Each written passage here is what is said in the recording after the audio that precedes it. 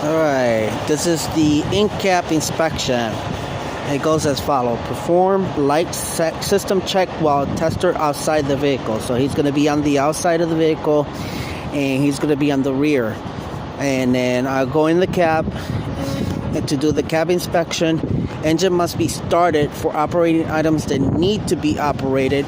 And I do a safe start. To do a safe start is as follows. Ensure transmission is in neutral. Parking and emergency brakes are set. Turn the key on the electrical start and allow for the gauges to cycle. Make sure the ABS light indicator should come on the go off, indicating it's working properly. Then you do the left turn light check, the right turn light check. Then we do the four-way flasher check. Then we do the brake light check to make sure. Then once that's completed and he gives me a thumbs up, I give him a thumbs up out of the window and both confirm. Then he's going to walk to the front of the truck. And then we're going to do the same thing. We're going to do the low beams, high beams. We're going to do the high beam indicator, moving the sticker forward, the light thing forward towards me, or away from me, for the high beams. Then we're going to do the left turn signal, the right turn signal, and then we're going to do four-way flasher and the brakes. Then he's going to get in I'm going to stick my fingers out of the window, give him an okay. He's going to give me the thumbs up. Then he's going to walk in the cab with me, and then I have the cab running, and so I'm going to start with the seat belt.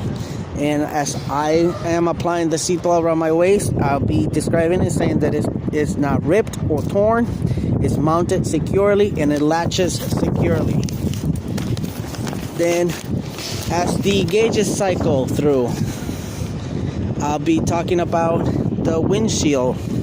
It says the windshield is not cracked, bent, or broken. There's no obstructions and it's clean. And then I go into the wipers and washers. Then I'm going to say that the arms and blades and the rubber on the blades not cut or torn. It's not cracked, bent, or broken. It's mounted securely and it's working, and washer fluid sprays properly. Then we go into the light indicators in the cab. The turn signals, left and right turn signal indicators, the high beams indicators, and the four-way flasher indicators.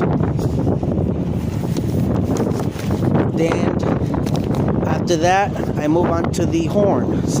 The city horn is working properly. The air horn is working properly. Then I move into the water gauges. The water temperature, oil pressure, voltmeter gauges, all within operating ranges. Then the air pressure gauges, I move into the air pressure gauges. The air pressure is between 120 to 140 psi in operating ranges. Then I move into the heater and defrost. I'm going to move the switch all the way to the high position, to the 8 position, and I will move the control valve, indicating that it's on the window defroster and the lower heater vent. Turn it, switch it to that. Put my hand over the defroster and under the steering wheel, and moves and turn it on high. Check to make sure that there is airflow for both. Then I'm going to move on to the parking brake test, parking brake test and tug test. Release the tractor brakes, which is the yellow valve. Put the vehicle into drive slowly and pull against the trailer to ensure brake holds. Then I put it into neutral and set the brakes. Release the trailer brakes, which is the red valve. Put the vehicle into drive slowly. Pull against the tractor to ensure brakes are secure. Service brake test. I place the vehicle into drive, release both brakes, pull forward at approximately 5 miles per hour, step firmly on the brake and stop. Vehicle should not pull to either side. That is the service brake test. And I don't actually will perform the test. I just tell it to the examiner. I describe it to the examiner what to do. Then moving on to the 3-point brake check. The first step is bring PSI down to 90 or below to begin the test. Allow air pressure to build until the air governor cuts out between 120 to 140 PSI. I watch gauges to stop moving.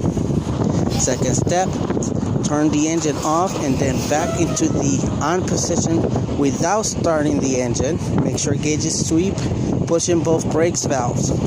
Allow air pressure gauges to stabilize firmly. Apply and hold the service brake for 1 minute to ensure that you have not lost more than 4 PSI in the combination vehicle equipped with air brakes on the trailer. Step 2, fan the brakes down to about 55 PSI until your low air warning light and buzzer comes on. Step 3, fan brakes down to about 20 to 45 minutes for about 20 to 45 PSI until both brakes valves pop out. Verify that both brake valves popped out, concluding 3-point brake test.